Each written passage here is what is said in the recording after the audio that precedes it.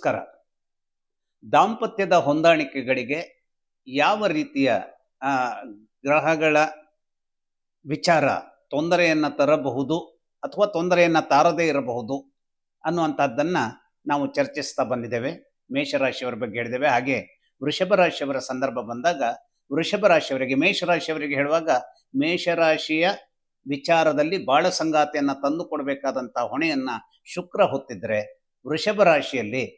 ವೃಷಭ ರಾಶಿಯ ಯಜಮಾನನೇ ಶುಕ್ರನಾಗಿರ್ತಾನೆ. ಹಾಗಾಗಿ ಈ ಜಾತಕ ಕುಂಡಲಿಯ ಕರೆಕ್ಟಾಗಿ ಎದುರಿಗಿರುವಂತಹ, ಅಂದರೆ 180 ಡಿಗ್ರಿಯಲ್ಲಿ ಇರುವಂತಹ 7ನೇ ಮನೆಯಲ್ಲಿರುವಂತಹ ಕಳತ್ರ ಸ್ಥಾನದಲ್ಲಿ ಇರುವಂತಹ ಏನು ವೃಶ್ಚಿಕ ರಾಶಿ ಇದೆ, ಆ ವೃಶ್ಚಿಕ ರಾಶಿ ಅದರ ಯಜಮಾನ ಕುಜನಾಗಿರೋದ್ರಿಂದ ವೃಷಭ ರಾಶಿಯವರಿಗೆ ಬಾಳ ಸಂಗಾತಿಯನ್ನು ತಂದು ಕೊಡುವಲ್ಲಿ ಬಹಳ ಮಹತ್ವದ ಪಾತ್ರವನ್ನು ನಿರ್ವಹಿಸುವಂತಹ ಒಂದು ಜವಾಬ್ದಾರಿಯನ್ನು ಕುಜ ವಹಿಸ್ತಾ ಇರ್ತಾನೆ.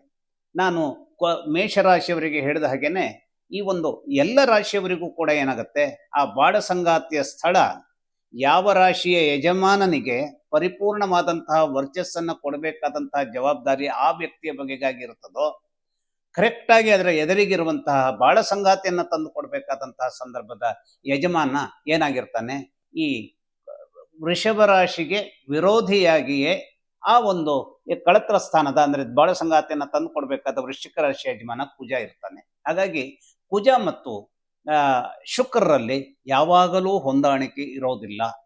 ಹಾಗಾದರೆ ಹೊಂದಾಣಿಕೆ ಬರುವ ರೀತಿಯಲ್ಲಿ ವೈವಾಹಿಕ ಸಂದರ್ಭದ ಒಂದು ವಿಚಾರದ ಚೌಕಟ್ಟನ್ನು ಹೇಗೆ ನಿರ್ಮಾಣ ಮಾಡ್ಕೊಳ್ಬೇಕು?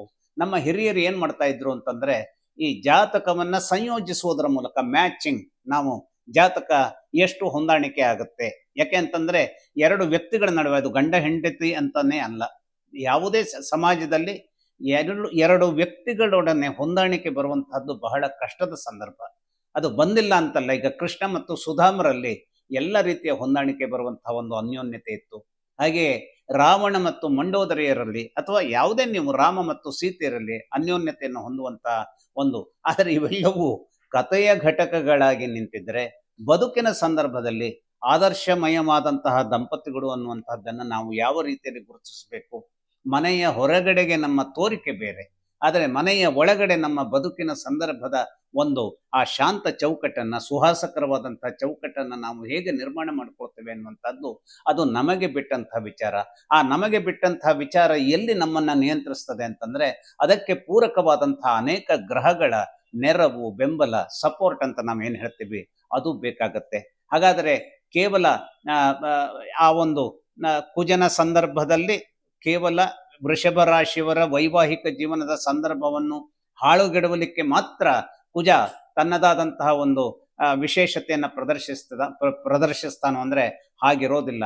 ಕುಜ ಯಾವ ವೃಷಭ ರಾಶಿಯವರಿಗೆ ಕುಜ ಸಂಪೂರ್ಣವಾದಂತಹ ಒಂದು ಚೈತನ್ಯದೊಂದಿಗೆ ಭಾಗ್ಯದ ಮನೆಯಲ್ಲಿ ಕೂತಿರ್ತಾನೋ, ಆಗ ಕುಜನಿಗೆ ವಿಶೇಷವಾದಂತಹ ಒಂದು ಎಕ್ಸಾಲ್ಟೆಡ್ ಪಾಯಿಂಟ್ ಸಿಗತ್ತೆ ಅಲ್ಲಿ. ಅಂದರೆ ಮಕರ ರಾಶಿಯಲ್ಲಿ ಕುಜ ಯಾವಾಗಲೂ ಸಂಪೂರ್ಣವಾದಂತಹ ಬಲವನ್ನು ಹೊಂದಿರ್ತಾನೆ.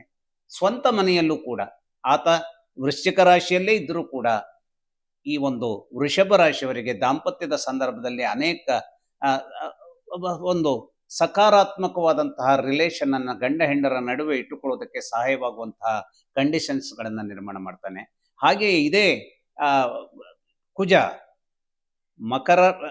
ಕರ್ಕಾಟಕ ರಾಶಿಯಲ್ಲಿ ಇದ್ದರೂ ಕೂಡ ನೀಚಭಂಗ ರಾಜಯೋಗವನ್ನು ಹೊಂದಿರುವಂತಹ ಒಂದು ಸ್ಥಿತಿಗತಿಗಳನ್ನು ಪಡೆದಿದ್ದಾಗಿದ್ದರೆ ದಾಂಪತ್ಯದಲ್ಲಿ ಅನೇಕ ರೀತಿಯ ಅನ್ಯೋನ್ಯತೆಗಳನ್ನು ಸಂಪಾದಿಸಿಕೊಡುವಲ್ಲಿ ಯಶಸ್ವಿ ಆಗ್ತಾನೆ. ಅಷ್ಟೇ ಅಲ್ಲ, ಕುಜ ತೊಂದರೆ ಕೊಡ್ತಾನೆ ಅಂತಾದರೂ ಕೂಡ ವೃಷಭ ರಾಶಿಯ ಯಜಮಾನನಾದಂತಹ ಶುಕ್ರನೇ ಪರಿಪೂರ್ಣವಾದಂತಹ ಗಟ್ಟಿತನವನ್ನ ತನ್ನ ಆ ಕುಂಡಲಿಯಲ್ಲಿ, ಆ ವ್ಯಕ್ತಿಯ ಕುಂಡಲಿಯಲ್ಲಿ ಹೊಂದಿದ್ದಾನೆ ಅಂತಾದ್ರೆ ಬದುಕು ಹೇಗೋ ಒಂದು, ಅಂದರೆ ಪತನವಾಗಬೇಕಾದ ವಿಮಾನವು ಕೂಡ ಯಾವುದೋ ಒಂದು ಪವಾಡ ಸದೃಶವಾದಂತಹ ರೀತಿಯಲ್ಲಿ ಅದು ಸೇಫ್ ಆದ ಒಂದು ಗ್ರೌಂಡಿಂಗ್ ಅನ್ನ ಮಾಡಬಹುದಾದಂತೆ, ಅಂದ್ರೆ ನಾವು ಲ್ಯಾಂಡಿಂಗ್ ಆಯ್ತು ಅಂತ ನಾವು ಏನು ಹೇಳ್ತೀವಿ, ಸೇಫ್ ಆಗಿ, ಯಾವುದೋ ಒಂದು ಅಪಾಯದಲ್ಲಿತ್ತು ಆದರೆ ಅದು ಸುರಕ್ಷಿತವಾದ ಲ್ಯಾಂಡಿಂಗ್ ಆಗುವ ಹಾಗೆ ಪೈಲಟ್ ಅದನ್ನ ಕಾಪಾಡಿದ, ಅಥವಾ ಯಾವುದೋ ಒಂದು ಶಕ್ತಿ ಅದನ್ನ ಕಾಪಾಡಿತು ಅಂತ ನಾವೇನು ಓದ್ತೀವಿ. ಆ ರೀತಿಯಲ್ಲಿ ಈ ಶುಕ್ರ ಕೂಡ ದಾಂಪತ್ಯದ ಜೀವನವನ್ನ ವೃಷಭ ರಾಶಿಯವರಿಗೆ ಒಂದು ಸೇಫ್ ಲ್ಯಾಂಡಿಂಗ್ ಆಗುವ ಹಾಗೆ ಮಾಡುವಂತಹ ಚೈತನ್ಯವನ್ನ ಇಟ್ಕೊಳ್ತಾನೆ. ಆದರೆ ಈ ಶುಕ್ರನ ಕೆಲವು ತೊಂದರೆಗಳು ಏನು, ಮಿಸುಕಾಟಗಳು ಏನು, ಅವನ ಅನೇಕ ರೀತಿಯ ಶಕ್ತಿಗಳು ಯಾವಾಗ ಕುಂದು ಹೋಗುತ್ತೆ ಅಂತಾದ್ರೆ ಅವನಿಗೆ ಚಂದ್ರನ ಸಂಪರ್ಕ ಯಾವುದೋ ಒಂದು ವಿಷಮ ಸ್ಥಿತಿಯ ಸ್ವರೂಪದಲ್ಲಿ ಬಂದಿತ್ತು ಅಂತಾದರೆ ಆ ಒಂದು ಸಂದರ್ಭದಲ್ಲಿ ದಾಂಪತ್ಯದ ಸಂದರ್ಭದ ಕೆಲವು ಏನು ಬಿರುಗಾಳಿ ಎದ್ದೇಳೋದಕ್ಕೆ ಸಾಧ್ಯತೆ ಇರುವಂತಹ ಅವಸ್ಥೆಯನ್ನು ನಿರ್ಮಿಸಿಬಿಡುತ್ತೆ. ಹಾಗಾದರೆ ಈ ರಾಶಿಯವರಿಗೆ ಮುಖ್ಯವಾಗಿ ಏನು, ಚಂದ್ರ ಧೈರ್ಯವನ್ನು ಕೊಡಬೇಕು. ಆದರೆ ಚಂದ್ರನ ಸಂದರ್ಭ ಹೇಗಿರುತ್ತೆ ಅಂತಂದರೆ, ಈ ಚಂದ್ರ ಯಾವಾಗಲೂ ಅಮಾವಾಸ್ಯೆ ದಿನ ಪೂರ್ಣ ಕರಗಿ ಹೋಗಿದ್ರೆ ಒಂದು ಏನು ಪೂರ್ಣಿಮೆಯ ದಿನ ಸಂಪೂರ್ಣವಾದಂತಹ ತುಂಬಿಕೊಂಡಂತಹ ಸರ್ವ ಸೊಗಸಿನ ಸ್ಥಿತಿಯಲ್ಲಿ ಇದ್ದಿರ್ತಾನೆ. ಹಾಗಾಗಿ ಈ ಚಂದ್ರ ದಿನ ದಿನಕ್ಕೂ ತನ್ನ ಸಂವರ್ಧನೆಯನ್ನು ಕಳೆದುಕೊಳ್ಳುವ ಅಥವಾ ತನ್ನ ಸಂವರ್ಧನೆಯನ್ನು ಹೆಚ್ಚಿಸಿಕೊಳ್ಳುವಂತಹ ಘಟ್ಟದಲ್ಲಿ ಯಾವ ಸ್ವರೂಪದಲ್ಲಿ ಶುಕ್ರನಿಗೆ ತೊಂದರೆಯಾಗಿ ನಿಲ್ತಾನೆ, ಅಥವಾ ವಿಷದ ಒಂದು ಸಂವಿಧಾನವನ್ನೇ ಹೊತ್ತಂತಹ ರಾಹುಕೇತುಗಳು ಯಾವ ಸ್ವರೂಪದಲ್ಲಿ ಶುಕ್ರನನ್ನ ಕಾಡ್ತಾ ಇವೆ, ಅಥವಾ ಇದೇ ಈ ವಿಷ ಸ್ವರೂಪದ ರಾಹುಕೇತುಗಳು ಈ ರಾಶಿಗೆ ಕಳತ್ರ ಸ್ಥಾನದ ದಾಂಪತ್ಯ ಸ್ಥಳದ ಯಜಮಾನನಾದಂತಹ ಕುಜನನ್ನ ಕಾಡ್ತಾ ಇದೆ, ಇವನ್ನೆಲ್ಲವನ್ನು ಪರಿಗಣಿಸಿಕೊಂಡಾಗ ಏನಾಗತ್ತೆ, ಈ ಒಂದು ಶುಕ್ರನ ಸಂಬಂಧವಾದಂತಹ ವಿಚಾರ ದಾಂಪತ್ಯದ ವಿಚಾರದಲ್ಲಿ ಮುಖ್ಯವಾಗಿ ಆ ಒಂದು ದಂಪತಿಗಳ ನಡುವಿನ ಸಂದರ್ಭ ಏನಾಗತ್ತೆ, ಬಾಳ ಸಂಗಾತಿಯ ಇಂಟಿಗ್ರಿಟಿ ಬಗೆಗೆ ಅನುಮಾನಗಳು ಬಂದೇಳುವಂತಹ ಒಂದು ಸಂದರ್ಭವನ್ನು ನಿರ್ಮಿಸಿಬಿಡಬಹುದು. ಸಂಶಯಾತ್ಮ ವಿನಶ್ಯತಿ, ಎಲ್ಲಿ ಸಂಶಯ ಇದೆಯೋ ಅದನ್ನು ಸುಳ್ಳು ಅಂತ ನಾವು ಹೇಳಲಿಕ್ಕಾಗಲ್ಲ. ಆದರೆ ಕೆಲವು ಸಂದರ್ಭದಲ್ಲಿ ಏನಿದೆ, ನಾವು ಅದನ್ನು ಸುಳ್ಳಲ್ಲ, ಇದು ಸತ್ಯವೇ ಅನ್ನುವಂಥದ್ದನ್ನು ನಂಬುವವರೆಗೂ ಕೂಡ ಒಂದು ಮಾರ್ಜಿನನ್ನು ನಾವು ನಿರ್ಮಾಣ ಮಾಡಿಕೊಳ್ಳೇಬೇಕಾಗತ್ತೆ. ನಾವು ಇದು ಆಗಿರದೆ ಹೋಗಿರಬಹುದು, ನನ್ನ ಸಂಶಯ ಅನ್ನುವಂಥದ್ದು ಕೇವಲ ಭ್ರಮೆ ಇದ್ದಿರಬಹುದು ಅನ್ನುವಂಥದ್ದನ್ನೇ ನಾವು ತಿಳಿದುಕೊಳ್ಬೇಕೇ ಹೊರತು, ಯಾವಾಗಲೂ ಕಣ್ಣಲ್ಲಿ ಕಂಡರೂ ಪರಾಂಬರಿಸಿ ನೋಡು ಅನ್ನುವಂತಹ ಒಂದು ಮಾತು ಏನು ನಮ್ಮ ಜೀವನದಲ್ಲಿ ಇದೆ, ಆ ಪರಾಂಬರಿಸಿ ನೋಡುವಂತಹ ವಿಚಾರವನ್ನ ವೃಷಭ ರಾಶಿಯವರು ಬಹಳಷ್ಟು ಎಚ್ಚರದಿಂದ ಮಾಡಬೇಕಾಗುತ್ತದೆ. ಅಷ್ಟೇ ಅಲ್ಲ, ವೃಷಭ ರಾಶಿಯವರಲ್ಲೂ ಕೂಡ ಕೆಲವು ತೊಡಕುಗಳು ಇರ್ತವೆ. ಯಾಕೆಂತಂದ್ರೆ ಈ ರಾಶಿಯವರು ಎಲ್ಲರೂ ಹಾಗೆ ಅಂತಲ್ಲ, ಈ ರಾಶಿಯವರ ಸಂದರ್ಭದಲ್ಲಿ ಸರಿಯಾದ ರೀತಿಯ ಒಂದು ಸಂಯೋಜನೆ ಕುಜ ಮತ್ತು ಶುಕ್ರರಲ್ಲಿ ಘಟಿಸದೇ ಹೋಗಿದ್ದರೆ, ಅಥವಾ ಕುಜ ಮತ್ತು ಶುಕ್ರರು ಯಾವುದೋ ಒಂದು ದುಸ್ಥಾನದಲ್ಲಿ ತಾವು ಒಟ್ಟಿಗೆ ಇದ್ದರೆ, ಈ ಒಂದು ವೃಷಭ ರಾಶಿಯವರ ಸಂದರ್ಭದ ಏನು ಈ ದಾಂಪತ್ಯದ ಬಗೆಗಿನ ವಿಚಾರ ಹೆಂಡತಿಯ ಮೂಲಕವಾಗಿಯೋ ಅಥವಾ ಗಂಡನ ಮೂಲಕವಾಗಿಯೋ ಸ್ವೀಕರಿಸಲ್ಪಡಬೇಕು ಎನ್ನುವಂತಹ ಒಂದು ಸಂತುಲಿತವಾದಂತಹ ಒಂದು ನೈತಿಕತೆಯ ವಿಚಾರ ಏನಾಗತ್ತೆ, ಅದು ಅನೇಕ ರೀತಿಯಲ್ಲಿ ಒಡೆದು ಇನ್ನಿಲ್ಲದ ರೀತಿಯಲ್ಲಿ ಯಾಚನೆಗೆ ಬೇಕಾದಂತಹ ಉರಿ ಬೆಂಕಿಯನ್ನು ಸ್ವೀಕರಿಸುವಂತಹ ಸ್ಥಿತಿಯಲ್ಲೂ ಅದು ಆ ಒಂದು ದಾಂಪತ್ಯದ ಸ್ಥಿತಿಗತಿಗಳನ್ನ ದಿಕ್ಕನ್ನ ಬೇರಾಗುವಂತೆ ಮಾಡಿಬಿಡಬಹುದು. ಹಾಗಾಗಿ ಈ ಒಂದು ಶುಕ್ರ ಮತ್ತು ಮಂಗಳರ ಸಂಯೋಜನೆ ಏನಿದೆ, ಅದು ಕೇವಲ ಮೇಷರಾಶಿಯವರಿಗೆ ಮಾತ್ರ ಅಂತಲ್ಲ,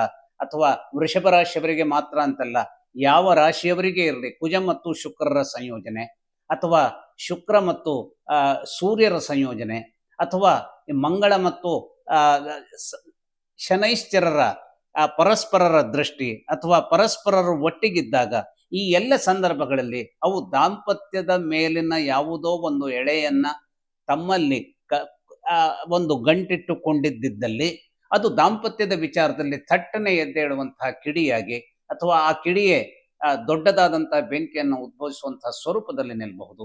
ಹಾಗಾಗಿ ಏನ್ ಮಾಡಬೇಕು, ಈ ದಾಂಪತ್ಯದ ಸರಿ ಹೋಗುವಿಕೆಗಾಗಿ ಯಾವುದೋ ಒಂದು ನಮ್ಮನ್ನು ಮೀರಿದಂತಹ ಅನನ್ಯ ಶಕ್ತಿಯನ್ನ ನಾವು ಕೇಳಿಕೊಳ್ಳುವಂತಹ ಒಂದು ಅನ್ಯಥಾ ಶರಣಂ ನಾಸ್ತಿ ತ್ವಮೇವ ಶರಣಂ ಮಮ, ಇಂತಹದ್ದಕ್ಕೆ ಕೇಳ್ಕೊಳ್ಬೇಕಾದಂಥದ್ದೇನಿದೆ, ವೃಷಭ ರಾಶಿಯವರು ವಿಶೇಷವಾಗಿ ಕುಜನನ್ನ ಸಂಕೇತಿಸುವಂತಹ ಏನು ಸುಬ್ರಹ್ಮಣ್ಯ ಇದ್ದಾನೆ, ಅವನನ್ನ ಆರಾಧಿಸುವುದರ ಮೂಲಕವಾಗಿ ದಾಂಪತ್ಯದ ಸಂದರ್ಭದಲ್ಲಿ ಅನೇಕ ರೀತಿಯ ಸಫಲತೆಯ ಹಾಗೂ ಸಮತೋಲನದ ವಿಚಾರಗಳನ್ನ ಜೀವನದಲ್ಲಿ ಹೆಚ್ಚಿನ ಎಂಜಾಯ್ ಮಾಡುವಂತೆ, ಅದನ್ನ ಅನೇಕ ರೀತಿಯಲ್ಲಿ ಸೌಹಾರ್ದಯುತವಾಗಿ ಅದನ್ನ ನಾವು ನಮ್ಮ ಜೀವನವನ್ನು ರೂಪಿಸ್ಕೊಳ್ಳುವಂತೆ ಅದು ಖಂಡಿತ ನಮ್ಮ ಬೆಂಬಲಕ್ಕೆ ಬರುತ್ತೆ. ಹಾಗಾಗಿ ಯಾವುದೇ ಒಂದು ಸಂದರ್ಭ ಇರಲಿ, ಗಡಿಬಿಡಿಯಿಂದ ಒಂದನ್ನು ನಂಬಲಿಕ್ಕೆ ಹೋಗುವಂತಹದ್ದನ್ನು ಮಾಡಬಾರ್ದು. ಯಾವುದೇ ಇದ್ದರೂ ಕೂಡ ಬಾವಿಯಿಂದ ಎತ್ತಿದ ನೀರೇ ಆಗಿದ್ದಿದ್ರು ಅದು ತಂಪಾಗಿಯೇ ಇರುತ್ತದೆ ಅನ್ನುವಂಥದ್ದನ್ನು ಗ್ರಹಿಸದೆಯೇ ಬಿಸಿ ಇರಬಹುದೇ ಅನ್ನುವಂಥದ್ದನ್ನು ನೋಡಿಕೊಳ್ಳುವಂತಹ ತಾಳ್ಮೆಯನ್ನ, ಹಾಗೆಯೇ ಇದು ಯಾವುದೋ ಒಂದು ಸಂದರ್ಭದಲ್ಲಿ ಹೀಗೆ ಕಂಡಿದೆ ಅನ್ನುವುದನ್ನ ಸರ್ರನೆ ನಂಬಿಬಿಡುವಂತಹ ವಿಚಾರಕ್ಕೂ ಹೋಗದೆಯೇ ಆ ಎಲ್ಲೋ ಒಂದು ನಡುವಿನ ತಾಳ್ಮೆಯಿಂದ ಪರಾಮರಿಸಿ ನೋಡುವಂತಹ ವಿಚಾರಕ್ಕೂ ಮುನ್ನುಗ್ಗುವುದರ ಮೂಲಕವಾಗಿ ಹಾಳಾಗಿ ಬಿಡಬಹುದಾದಂತಹ ದಾಂಪತ್ಯ ಉಳಿದುಕೊಳ್ಳೋದಕ್ಕೆ ಒಳಿತಾಗುವಂತಹ ಸಂದರ್ಭ ನಿರ್ಮಾಣ ಆಗುತ್ತದೆ. ಹಾಗಾಗಿ ಈ ಒಂದು ವೃಷಭ ರಾಶಿಯವರು ಆ ಒಂದು ಎಚ್ಚರವನ್ನು ತಗೊಂಡಲ್ಲಿ ಎಲ್ಲ ರೀತಿಯ ಒಳಿತುಗಳಿಗೆ ದಾರಿ ಮಾಡುವಂಥ ದಾಂಪತ್ಯಕ್ಕೆ ದಾರಿ ಇರುತ್ತೆ. ನಮಸ್ಕಾರ.